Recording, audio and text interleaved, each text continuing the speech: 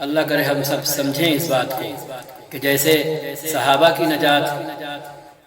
اور ان کا چین و سکون نبی کریم صلی اللہ علیہ وسلم کی اتباع میں تھا، ایسے ہی ہمارا آپ کا چین و سکون بھی قرآن کریم میں اور نبی کریم صلی اللہ علیہ وسلم سے صحابہ کے ذریعے منقول سنتوں میں ہے، آپ کے طریقے میں ہے۔ ہم اگر ادھر واپس لوٹے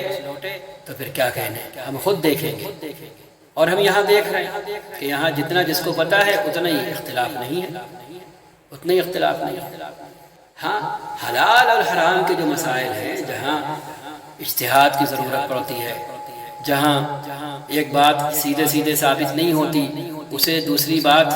ملتی جلتی دوسری بات پہ رکھ کر کے حکم نکالنا پڑتا ہے، فیصلہ کرنا پڑتا ہے، وہ الگ ہے، وہ عام نہیں ہے۔ ہاں، کہ ہر کس و ناکس اس کے اندر اپنی عقل بھیڑائے، وہ الگ ہے بالکل۔ جیسے حضرت معاذ سے رسول اکرم صلی اللہ علیہ وسلم نے فرمایا تھا کہ اگر قرآن میں نہیں ملا حل تو انہوں نے کہا پھر آپ کی سنت میں دیکھیں گے۔ آپ نے فرمایا اس میں بھی تم کو نہیں ملا تو تم کو نہیں ملا، یہ نہیں کہا اس میں بھی نہیں ہوا تو، اگر تم کو نہیں ملا اس میں بھی حل۔ تو اس کے بعد انہوں نے کیا فرمایا؟ پھر ان سب کو سامنے رکھ کر کے ہم اپنی ایک رائے قائم کریں گے، لیکن ہوگی وہ مبنی قرآن و حدیث میں آئے ہوئے کسی نہ کسی مسئلے پر۔ ہماری بات اور ہماری رائے بیس لیس نہیں ہوگی، اس کی بیس ہوگی، اس کی بنیاد ہوگی، اور وہ بنیاد قرآن ہوگا، وہ بنیاد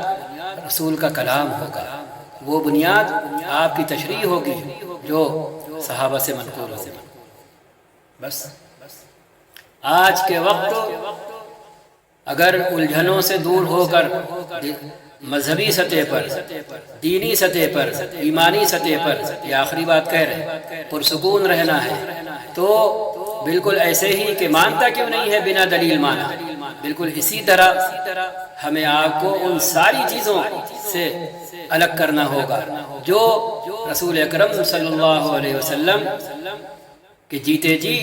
موجود نہیں تھی، اور آپ کے بعد دور صحابہ تک موجود نہیں تھی۔ یہ جب معقولیات عجم سے ادھر ادھر سے جب پہنچی ہیں تب یہ سب مسئلے شروع ہوئے، تو ہم کو چھلانگ لگا کر کے اس سے پہلے والے دور میں نکل جانا ہے جہاں یہ سب چیزیں نہیں تھیں،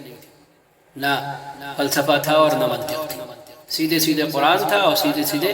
نبی کا کلام تھا۔ ہمیں اس دور میں چھلانگ جانا ہے۔ تو آپ خود دیکھیں گے کہ ہم دائیں دیکھیں کسی کو کسی طرح نماز پڑھتے ہوئے، بائیں دیکھیں گے کسی کو کسی طرح نماز پڑھتے ہوئے، تو ہمیں کوئی تعجب نہیں ہوگا، بلکہ ہم خوش ہوں گے کہ ایک ہی نماز میں نبی کریم صلی اللہ علیہ وسلم کے تمام طریقے زندہ ہیں۔ ہم نے ندوے میں پڑھتے ہوئے یہ بات کہی تھی جب ہم طالب علم تھے، علی گڑھ سے لوگ آئے ہوئے تھے اور ہمارے ہی ایک ساتھی کو زج کر رہے تھے، پریشان کر رہے تھے سوال کر کے کہ یہ بتائیے ذرا، یہی جو اختلاف ہے عبادت کے اندر خاص کر کے نماز میں، تو اس کے ساتھ ساتھ ہم نے بھی حصہ لیا۔ ہم نے ان سے کہا کہ پریکٹیکل بات کریں، تھیوری سے ہٹ کر کے پریکٹیکل کرتے ہیں۔ کہنے لگے جی، ہم نے کہا ابھی ظہر کی نماز ہوگی، تو ایک طریقہ یہ ہے کہ آپ ذرا دیر کے لیے تصور کر لیجئے کہ پوری دنیا میں ہم ہی 4-5 لوگ ہیں جو اس کمرے میں بیٹھے ہوئے تھے، ہم ہی لوگ ہیں، باقی دنیا میں کوئی نہیں ہے، ذرا دیر کے لیے تصور کر لیجئے۔ کہا ٹھیک، تو ہم نے کہا اب ظہر کی نماز ابھی پڑھی جائے گی، تو اگر ایک طریقے پر پڑھی گئی تو باقی طریقے تو چھوٹ جائیں گے، جو مسلک کے نام پر کہہ لیں، شافعی، حنبلی، مالکی، حنفی، تو یہ خالی ایک نسبت ہے ان ائمہ کی طرف،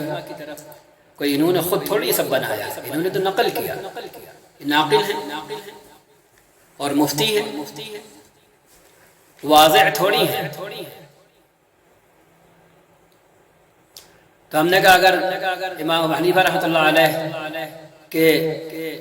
فتووں کے مطابق، آپ کی تحقیق کے مطابق، آپ سے منسوب مسلک کے مطابق آپ نے پڑھی تو پھر جو حضرات امام شافعی، امام مالک، امام احمد بن حنبل فرما رہے ہیں وہ تو سب چھوٹ جائے گا، نبی کا دوسرا طریقہ تو چھوٹ جائے گا۔ اگر امام شافعی کے مطابق پڑھی تو باقی تین کا، ایسے ہی ہم نے چاروں کا نام لیا، تب چپ، تو ہم نے کہا بتائیں ایسا طریقہ بتائیں کہ جب ظہر کی نماز ابھی ہم لوگ پڑھیں گے تو آپ صلی اللہ علیہ وسلم سے منقول ان سارے طریقوں پر عمل کرتے ہوئے ظہر کی نماز ختم ہو جو منسوخ نہیں ہے، نہ ویلڈ ہیں۔ ہم نے کہا کوئی اور طریقہ ہے اس کے سوا کہ ہم یہ چار لوگ ہیں، ہم امام ابو حنیفہ رحمۃ اللہ علیہ کے مطابق نبی کے منقول طریقے سے نماز پڑھ لیں، آپ امام شافعی رحمۃ اللہ علیہ کی تحقیق کے مطابق نبی کے منقول طریقے کے مطابق نماز پڑھ لیں، آپ تیسرے صاحب سے ہم نے کہا آپ امام مالک رحمۃ اللہ علیہ کے نبی کے منقول طریقے کے مطابق پڑھ لیں، آپ امام احمد بن حنبل رحمۃ اللہ علیہ کے کہنے کے مطابق کہ بھئی نبی ایسے کرتے تھے ایسے کرتے تھے ایسے، اس کے مطابق پڑھ لیں۔ کوئی طریقہ چھوٹے گا نبی کا؟ کوئی طریقہ چھوٹے گا؟ دنیا بڑھے گی، پھر اور لوگ پیدا ہوں گے، ٹھیک ہے، لیکن ابھی مان لیں کہ ہم ہی چار لوگ ہیں اس دنیا میں، اور نبی کریم صلی اللہ علیہ وسلم سے نماز کے بارے میں ایک سے زائد شکلیں منقول ہیں اور سب صحیح ہیں، تو کیسے سب پر عمل ہوگا سوائے اس کے کہ ایک اس طرح پڑھ لے، ایک اس طرح پڑھ لے، ایک اس طرح پڑھ لے، ایک اس طرح پڑھ لے، تاکہ نبی کریم صلی اللہ علیہ وسلم کے سارے غیر منسوخ، سارے ویلڈ طریقے، ثابت شدہ طریقے جو منسوخ نہیں ہیں ان پر عمل ہو جائے۔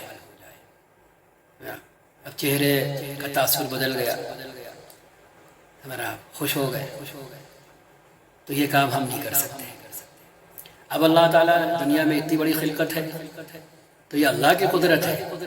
اللہ اپنے دل میں ڈالتے ہیں، بالکل اسی طرح جیسے علاقوں کی زبان دوسرے علاقے میں گھس نہیں جاتی، ایک اندیکھی سرحدیں کھینچی ہے اللہ نے؟ نہیں، کوئی بھی زبان بڑھتے بڑھتے پورے ملک میں پھیل گئی؟ نہیں پھیل۔ ہاں، کام کی اور رابطے کی کوئی زبان ہوتی ہے تو چونکہ سب مجبور ہوتے ہیں تو وہ اس حد تک پھیلی ہوتی ہے، باقی مقامی زبان پھیلتی ہے۔ تو جیسے یہاں رکاوٹیں حائل ہیں، ایسے ہی اللہ تعالیٰ نے اپنے دل، اپنے بندوں کے دلوں میں مختلف علاقوں میں الگ الگ رجحانات، ترجیحات ڈال دی، اور ان کے اندر نبی کے طریقے کی ایک مخصوص طریقے کی پسند پیدا فرما دی، یا یہ کہ ایک مخصوص طریقہ ہی وہاں پہلے منتقل ہوا، اسی کے سب عادی ہو گئے، پھر وہی چل پڑا۔ اب کتابوں کی حد تک پڑھتے سب ہیں لیکن عمل اسی پر کرتے ہیں جو وہاں رائج ہے۔ تو آپ دیکھیں نمازیں ہوتی ہیں، آپ صلی اللہ علیہ وسلم کا کوئی طریقہ چھوٹتا نہیں ہے، ہر طریقے پر عمل ہو جاتا ہے۔ یہی تو ہے اس بات کا ثبوت کہ اللہ تعالیٰ کو اپنے نبی کی ایک ایک ادا بہت عزیز تھی۔ اب یہ ہم ہیں جو لڑتے ہیں، یہ ثابت ہے اور یہ نہیں ثابت، یہ راجح ہے اور یہ مرجوح ہے، میرا والا اولا ہے، تیرا والا غیر اولا ہے، ہاں میری تحقیق افضل ہے، تیری والی مفضول ہے، یہ ہم ہیں۔ اللہ نے تقسیم کر دیا اپنے نبی کا طریقہ، کسی علاقے کے اندر کوئی رکھ دیا، کسی علاقے کے اندر کوئی رکھ دیا، کسی علاقے کے اندر کوئی رکھ دیا، تاکہ آپ صلی اللہ علیہ وسلم کی ساری سنتیں نماز سے جڑی ہوئی اور سارا طریقہ زندہ و تابندہ رہے، اور آپ صلی اللہ علیہ وسلم کی شان خاتم النبیینی اور شان حبیبی اور شان محبوبیت بھی ہر دم جاری اور ساری رہے۔ بس، السلام علیکم ورحمۃ اللہ وبرکاتہ۔